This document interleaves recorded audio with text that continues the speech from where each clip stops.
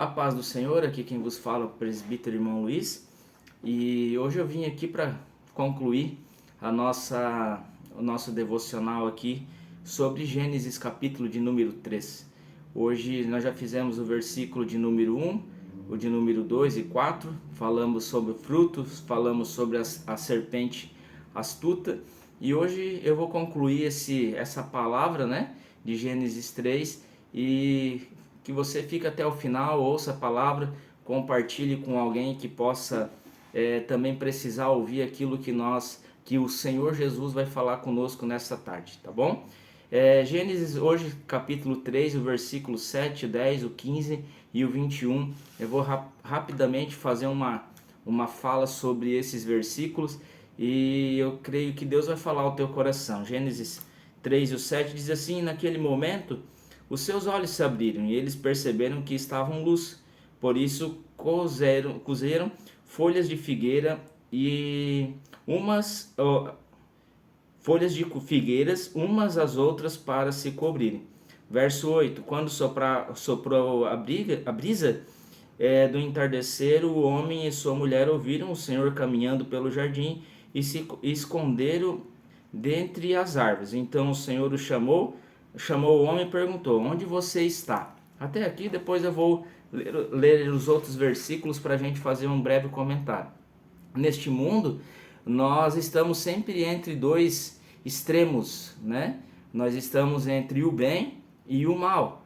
Então, aonde a gente vai, a gente encontra pessoas boas, a gente encontra pessoas más, a gente encontra coisas que são boas, né?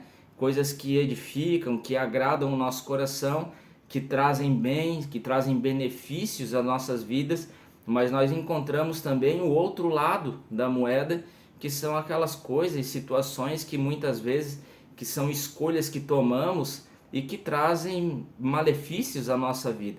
Como nós falamos sobre frutos, nós temos duas possibilidades: comer coisas boas e comer algo que pode trazer malefícios para a nossa saúde ou para a nossa vida. Então nós vivemos sempre nesses dois extremos e sempre cabe a nós, a mim e a você, a fazer as escolhas corretas. E as escolhas corretas é aquelas que vão trazer algo bom para a nossa vida, para a nossa alma, para o nosso coração. Deus tinha deixado muitas árvores para que Adão e Eva comessem. Eles podiam escolher de uma infinidade de coisas que eram boas, mas eles escolheram aquilo que trazia algum tipo de males, algum tipo de mal para a sua alma. E quando ele fala do árvore do bem e do mal, ele está falando exatamente disso. Eles poderiam ter eles tinham apenas uma natureza até então, que era a natureza do bem. A natureza, eles viviam em plena paz, alegria. O seu coração era um coração que exultava de alegria todos os dias. Eles levantavam e acordavam com um estado de espírito muito bom, agradável. Mas quando eles decidem se apropriar daquilo que Deus disse que eles não deveriam se apropriar, o coração deles começa a ter outro tipo de sentimento.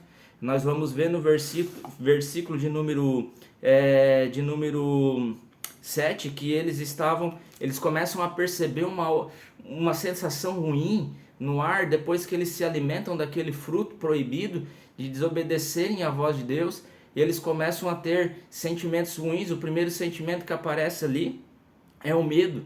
E quando na viração do dia, no versículo de número 8 para frente, quando no entardecer o Senhor Deus vinha ao Éden para conversar com o homem, para ter comunhão com o homem, com o seu filho, para orientá-lo, para trazer paz ao seu coração.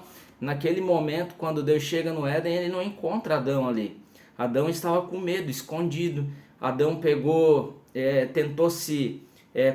camuflar o erro que ele acabou de cometer, e aquilo não trazia paz ao seu coração. Adão estava angustiado, Adão tentou fugir da presença de Deus, tentou se esconder, e é exatamente isso que acontece quando o nosso coração faz algo que desagrada alguém, principalmente a Deus.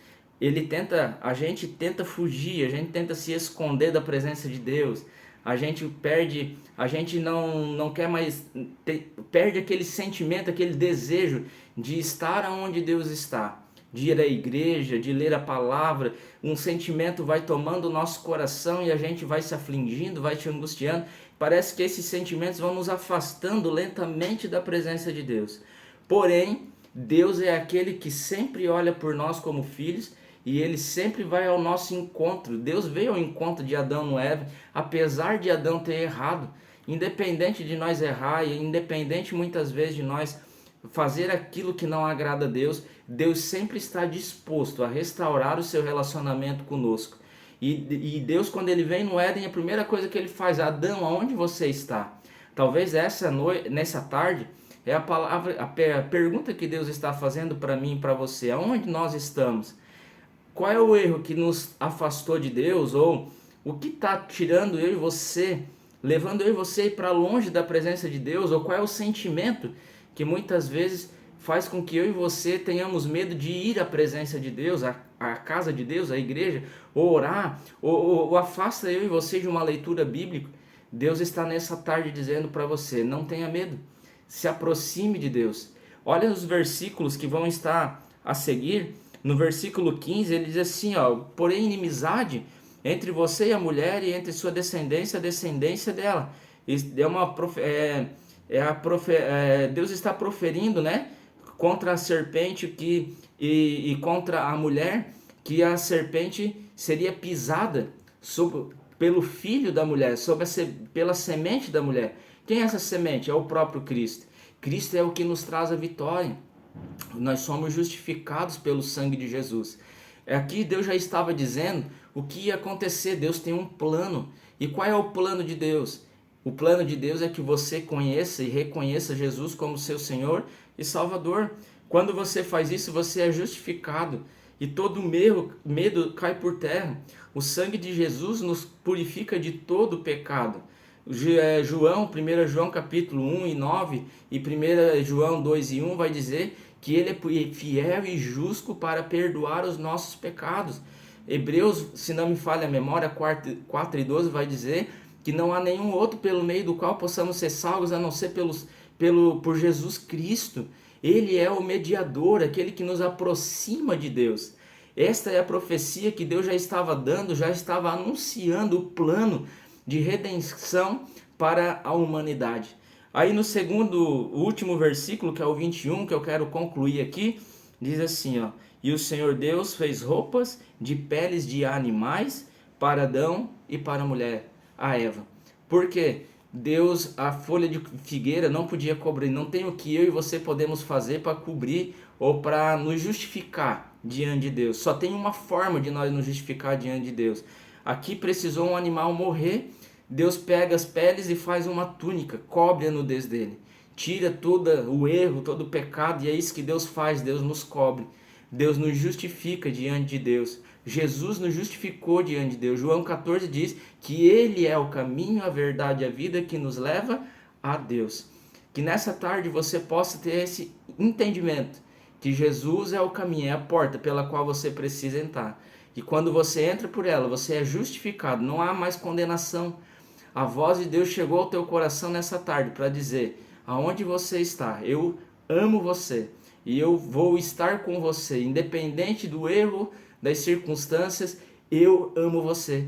E quando você entra pela porta que é Jesus, a paz de Cristo entra na sua casa, no seu lar, você não se sente constrangido de estar na presença de Deus e o amor de Deus te cobre, a paz de Deus te cobre.